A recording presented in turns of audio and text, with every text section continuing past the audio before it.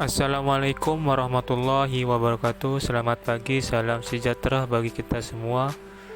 Yang terhormat Bapak Sunarto, SE MSI selaku dosen pengajar mata kuliah Manajemen Sumber Daya Manusia. Perkenalkan, nama saya Muhammad Ali Zeki Askari selaku moderator dan pembawa materi. Dan dua anggota saya terdiri dari Rizky Adi Setiawan dan Ari Septianugraha. Baik, di sini kita akan menjelaskan 7 konsep materi manajemen sumber daya manusia. Yang pertama, pengertian manajemen sumber daya manusia. Yang kedua, komponen data sumber daya manusia.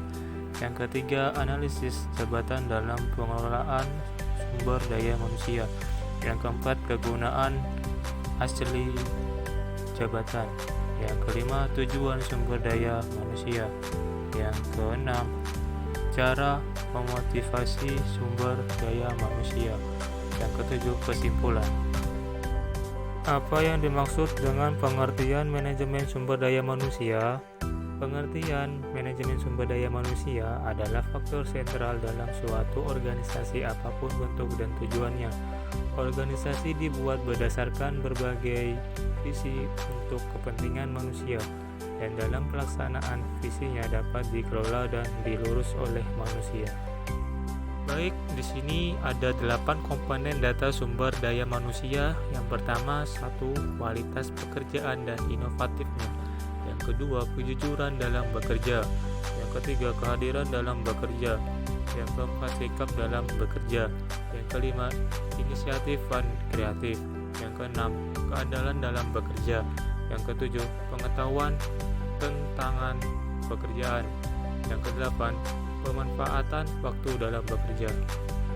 Selanjutnya akan dibacakan oleh Ari Septianugraha.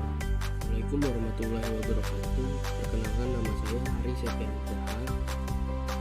Kali ini saya akan melanjutkan presentasi dari rekan saya Zaki. Di slide ini saya akan menjelaskan tentang kegunaan analisis jabatan. Kegunaan analisis jabatan tersebut mencakup dua fungsi, yaitu fungsi administratif dan fungsi maintenance. Fungsi administratif itu sendiri erat hubungannya dengan dokumen yang berhubungan juga dengan fungsi kontrol dan pengendaliannya. Bagi perusahaan yang telah menggunakan ISO akan sangat membutuhkan hal ini. Dan fungsi maintenance dari perusahaan adalah mempertahankan sumber daya manusia dalam karirnya di masa yang akan datang dalam perusahaan tersebut. Bagi perusahaan, evaluasi dan pengembangan organisasi menjadi perhatian yang khusus dalam menjawab tantangan kebutuhan bisnis yang sangat kompetitif saat ini. Di slide berikutnya saya akan menjelaskan tentang tujuan sumber daya manusia dan tujuan khusus. Tujuan sumber daya manusia berusaha untuk menyeimbangkan antara tujuan masing-masing dan menyelaraskan hingga mampu bergerak dalam irama yang sama demi mencapai tujuan bersama, yaitu tujuan organisasi. Sedangkan tujuan khusus dari sebuah manajemen sumber daya manusia untuk membantu para manajer fungsional dan manajer lini dalam mengelola seluruh tenaga kerja atau karyawan selaku sumber daya manusia dengan cara yang lebih efektif. Selanjutnya, tujuan sumber daya manusia dibagi menjadi 4 tujuan. Yang pertama, tujuan sosial, yaitu organisasi bertanggung jawab secara sosial terhadap tantangan dan keperluan yang terjadi di masyarakat, khususnya di ruang lingkup organisasi dan mengurangi efek yang merugikan. Yang kedua, tujuan fungsional, yaitu mempertahankan kontribusi dari sumber daya manusia tiap departemen yang disesuaikan dengan kebutuhan organisasi. Sumber daya manusia pada tiap departemen dipelihara sedemikian rupa sehingga memberikan kontribusinya secara optimal.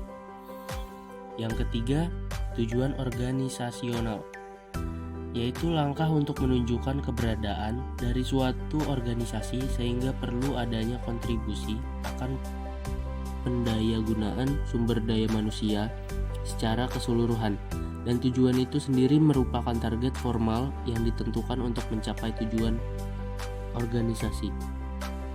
Yang keempat, yaitu tujuan individu.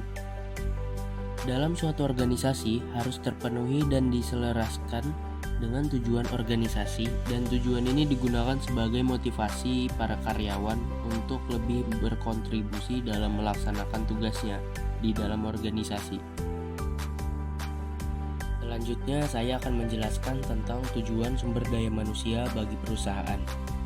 Perusahaan sebagai suatu organisasi yang berkaitan dengan sumber daya manusia memiliki tujuan tersendiri.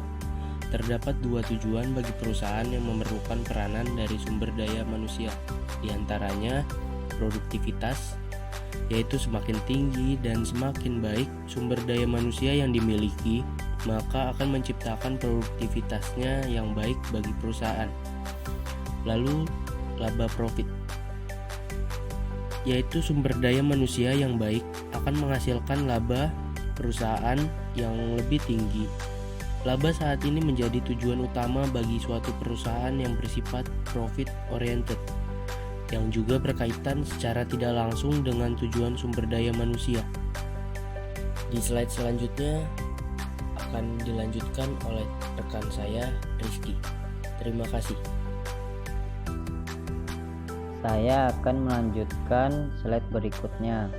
Tujuan MSDM menurut para ahli manajemen sumber daya manusia bertujuan untuk memperbaiki kualitas tenaga kerja dalam suatu organisasi untuk memberikan kontribusi lebih pada organisasi dengan cara bertanggung jawab secara strategis, etis, dan sosial.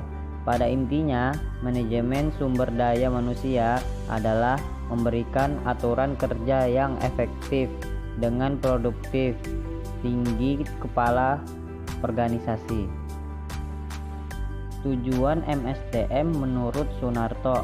Sunarto mengemukakan bahwa ada beberapa tujuan manajemen sumber daya manusia, diantaranya terbagi 5.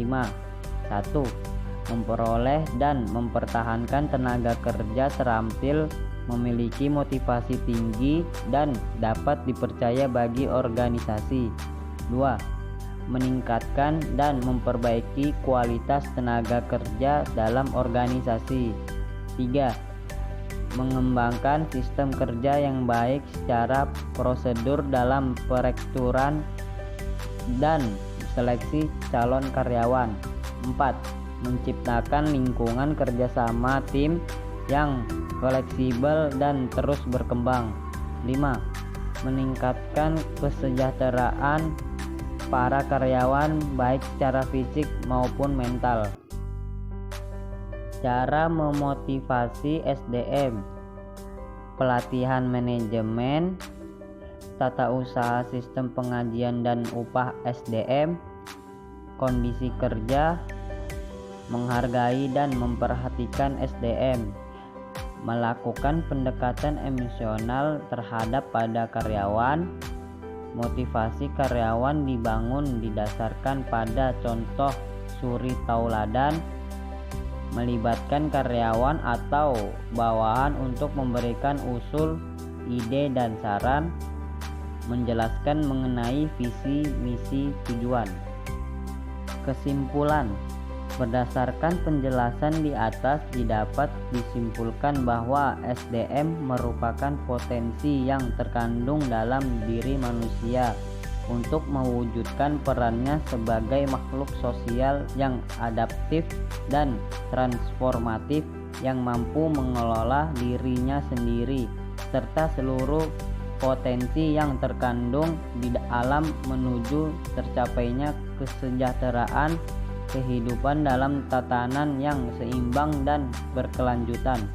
Adapun komponen data-data sumber daya manusia untuk meningkatkan dan mengelola sumber daya manusia dalam mengembangkan usaha, yaitu dengan kualitas pekerjaan dan inovatifnya, kejujuran dalam bekerja, kehadiran dalam bekerja, sikap dalam bekerja, inisiatif dan kreatif, kerjasama dengan pihak lain, kendala dalam bekerja, pengetahuan tentang pekerja, tanggung jawab terhadap pekerja, dan pemanfaat waktu dalam bekerja.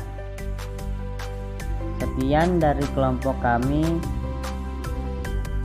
Assalamualaikum warahmatullahi wabarakatuh.